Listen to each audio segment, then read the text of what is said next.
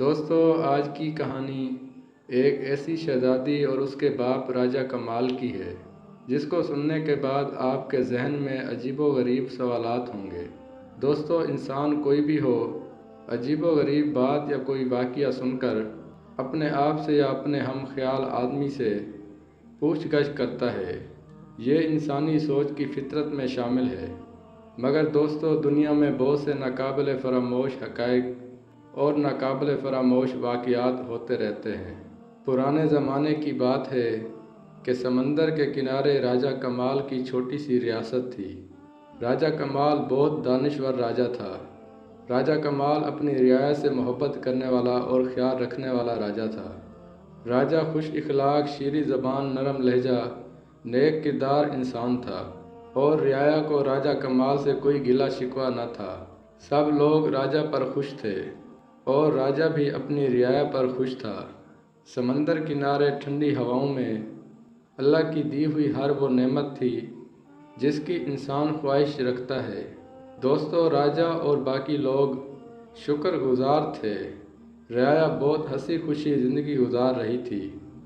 راجہ کی ایک بیٹی تھی جس کا نام گل بانو تھا۔ بہت حسین، خوبصورت، نوشیلی آنکھوں والی، شرمیلی، با اخلاق، با کردار اور با حیا تھی۔ شہزادی بانو کی تربیت راجہ نے خود کی تھی۔ باقی 5 خادمیں شہزادی کی خدمت میں ہر وقت پیش رہتی۔ شہزادی بانو کی والدہ سمندر کی نظر ہو کر وفات پا گئی تھی۔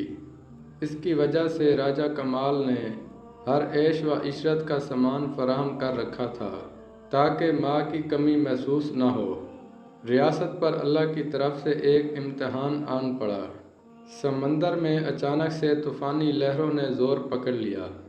جیسے جیسے طوفانی لہریں اٹھتی، شور کرتی، راجہ اور راجہ کی ریاست کے باقی لوگ پریشان ہوتے۔ طوفانی لہروں کا سلسلہ کئی روز تک جاری اور ساری رہا۔ راجہ پریشانی کی حالت میں رہتا، اللہ کے حضور دعائیں کرتا، صدقہ خیرات کرتا اور ریاست کے باقی لوگوں کو بھی اللہ کے حضور دعا کرنے کے لیے کہتا۔ مگر ایک رات اچانک سے سمندری طوفان زور پکڑ گیا اور ریاست کو اپنے لپیٹ میں لے لیا اور ریاست میں ہلچل مچ گئی۔ لوگ بچاؤ بچاؤ کی صدائیں لگانے لگے، مگر لوگوں کے بس کی بات کہاں تھی۔ پانی کے آگے کیسا زور۔ راجہ کی ریاست راتوں رات سمندری طوفان کی نظر ہو گئی۔ سب لوگ مر گئے۔ راجہ، شہزادی بانو اور راجہ کے وزیر کا ایک بیٹا دین محمد بچے اور اس کے علاوہ رعایا کے کچھ لڑکیاں بچ گئی اور بوڑھی عورتیں جو محل میں شہزادی کے قریب تھی ان کی جان بچ گئی۔ محل ایک اونچی جگہ پر واقع تھا جہاں پر پانی کا آنا مشکل تھا۔ جو لوگ اس اونچی جگہ پر پہنچ گئے ان کی جان بچ گئی، باقی سب لوگ مر گئے۔ ہر طرف دکھ اور صدمے کا ماحول بن گیا۔ راجہ اور ریاست کے باقی لوگ رنج و غم سے نڈھال خاموش آنکھوں میں آنسو لیے برباد ریاست کا منظر دیکھ رہے تھے۔ خیر شام ہونے والی تھی کہ راجہ نے ہمت کی اور بچنے والے لوگوں کو حوصلہ افزائی دی اور چھوٹے چھوٹے کیمپ تیار کرنے اور کچھ لوگوں کو شکار کر کے کھانا لانے کا حکم دیا۔ سب لوگ حکم بجا لا کر اپنے اپنے کام کرنے لگے۔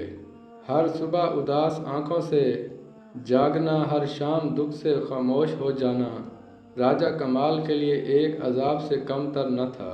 چند دن گزرے تو راجہ نے وہاں سے ہجرت کرنے کا ارادہ کیا۔ باقی لوگوں سے مشورہ کر کے ہجرت کا پروگرام بنا لیا۔ اگلی صبح سب لوگوں نے راجہ، شہزادی بانو اور وزیر کے بیٹے کا بچہ کچھ سامان لے کر سمندر کے کنارے سفر کو روانہ ہو گئے۔ 15 دن سفر جاری رہا اور ایک جزیرے پر پہنچے۔ راجہ کو جگہ بہت پسند آئی اور دل کو اچھی لگی۔ وہ ایک پرسکون جگہ تھی۔ باقی لوگوں سے مشورہ کیا تو اس جگہ کو ہر طرح سے محفوظ سمجھے۔ راجہ اور باقی لوگ وہیں اپنی زندگی گزارنے کے لیے ساز و سامان جمع کرنے لگے۔ وزیر کا بیٹا دین محمد چھوٹا تھا۔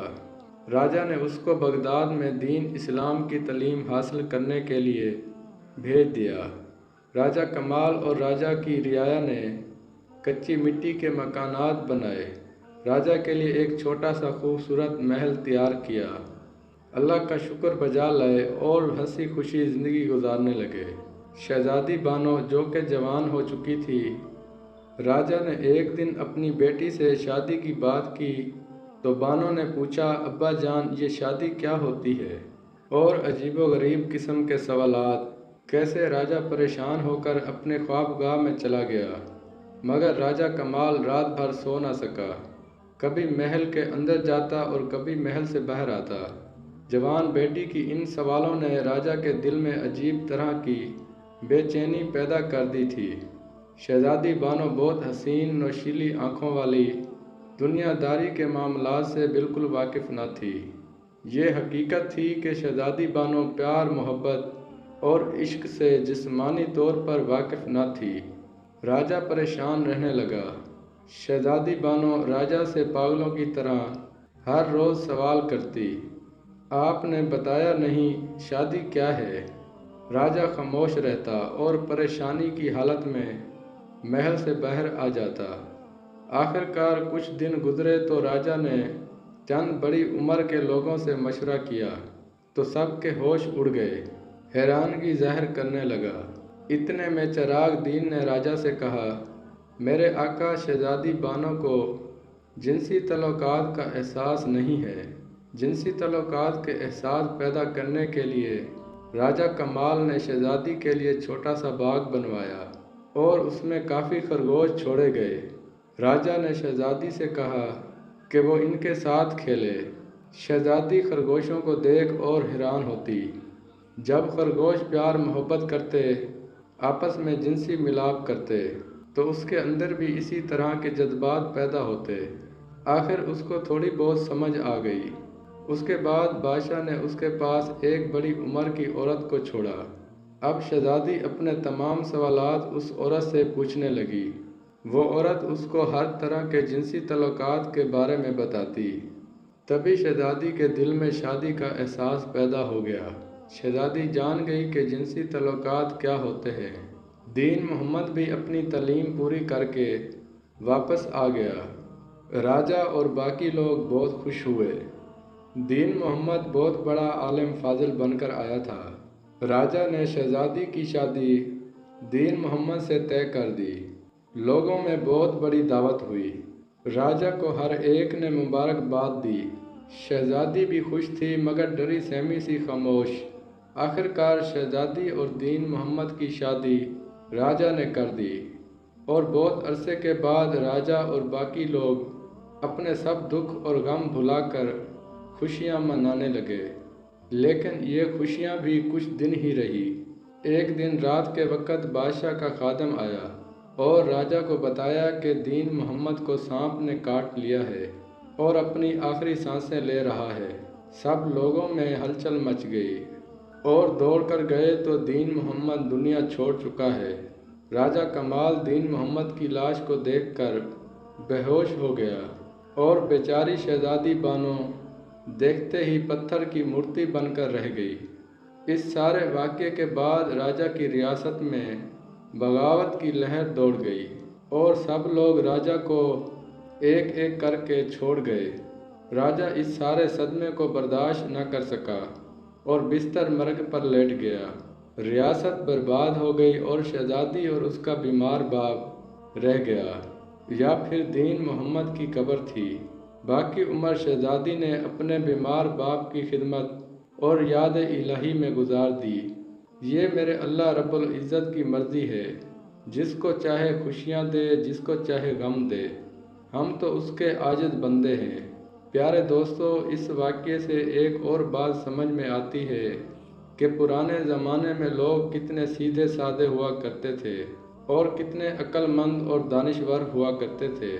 شہزادی کو ہم بستری کا تو پتہ نہیں تھا تو بادشاہ نے کتنے کمال طریقے سے اسے خرگوشوں کے پاس چھوڑا تھا تاکہ اسے جو اس بات کا احساس ہو کہ یہ کام کیا ہے اور کس طرح انجام دیا جاتا ہے۔